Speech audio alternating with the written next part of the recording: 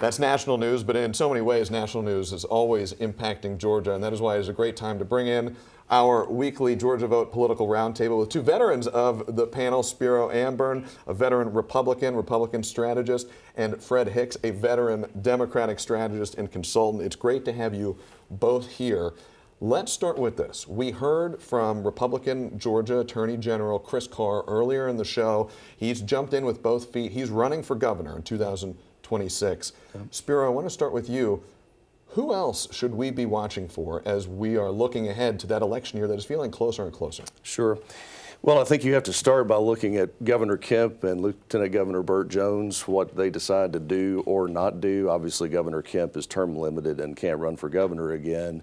But I think Lieutenant Governor Jones has obviously shown interest in that, but has not made a formal announcement. Once he makes a decision on what he's going to do, then I think you will see a lot of dominoes fall on the Republican side. The session ends on April 4th. I think within 30 days of that, probably by May 1st, you're going to see the floodgates open, would be my guess. The session ends, and that's sort of the starting bell for campaign season.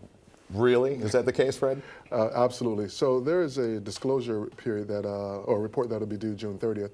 And so to Spiro's point and to your point, Zach, once we get past the April 4th session, then people will be in a sprint, not just to announce, but to raise money and to have a strong showing and on that disclosure report.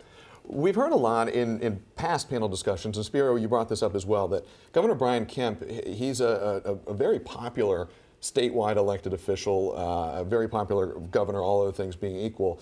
And we've heard a lot of people, yourself included, say Governor Kemp, he's the first domino to fall. What he decides to do in 2026 or 2028 will help frame out the rest of the race for other folks seeking these major statewide positions. On the Democratic side, Fred, who are you watching for to be getting into these races? So Spiro used the term domino effect, and I think that's what we're going to see. So in the governor's race, I think we're going to see Congresswoman Lucy McBath. She's filed her preliminary paperwork for that. The exploratory committee that she spun up about a week ago. Correct. Former Atlanta Mayor Keisha Lance Bottoms continues to send signals that she's considering it. There's a little speculation in Democratic circles that Stacey Abrams, the two-time nominee, is considering it.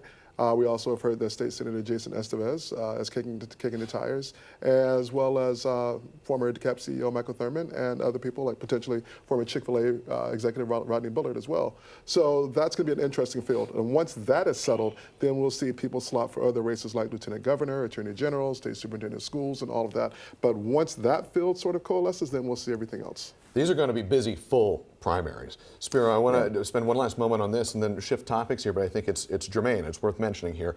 And probably on the Democrat side too, Fred, correct me if I'm wrong, but are we gearing up to see a situation in these primaries, particularly for governor, where we're going to see the divisions within the parties? We're going to see some folks stake out a more, relatively speaking, centrist position. You saw Chris Carr really referencing Governor Brian Kemp a lot in that interview. Right. We've seen other folks like Lieutenant Governor Burt Jones over the past few years more closely align himself with President Donald Trump. There has been some friction between President Trump and Governor Kemp at times in the past.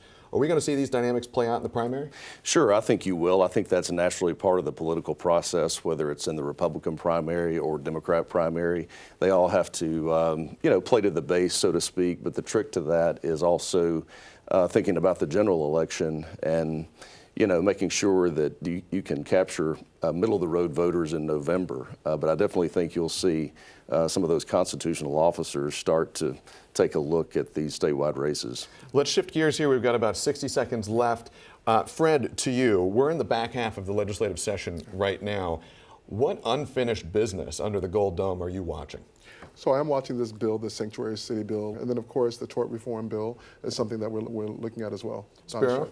Yeah, tort reform, public safety is obviously an issue. The school safety bill, which has passed the House and is now over in the Senate. Tort reform has come from the Senate to the House, so they each have issues in play. The girls' sports issue and the state budget. Frankly, the House has now passed the fiscal year 26 budget over to the Senate, and in these last 3 weeks, you'll see the House and the Senate and the governor's office all negotiating over how that money is going to be spent. Spiro, I want to talk to you first.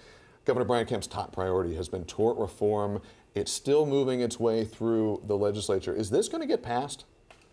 We'll see. I mean, it passed the state Senate, which is very significant. There was an amendment to the bill. It's now in the House, where the Speaker has it in the Rules Committee and a special subcommittee of rules to vet the bill. They've had several hearings. It's obviously generating a lot of attention.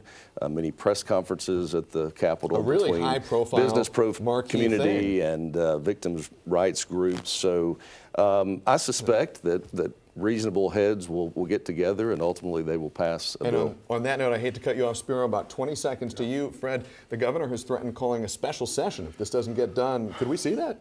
I think it's very possible. He, the lieutenant governor, and the speaker have all said this is their top priority. I will say that now that it's moved to the House, that the anti-tort reform groups have really sort of coalesced, and they are mounting a much more vigorous campaign. So there's a lot more road ahead for tort reform. A lot more. Guys, we appreciate it so much.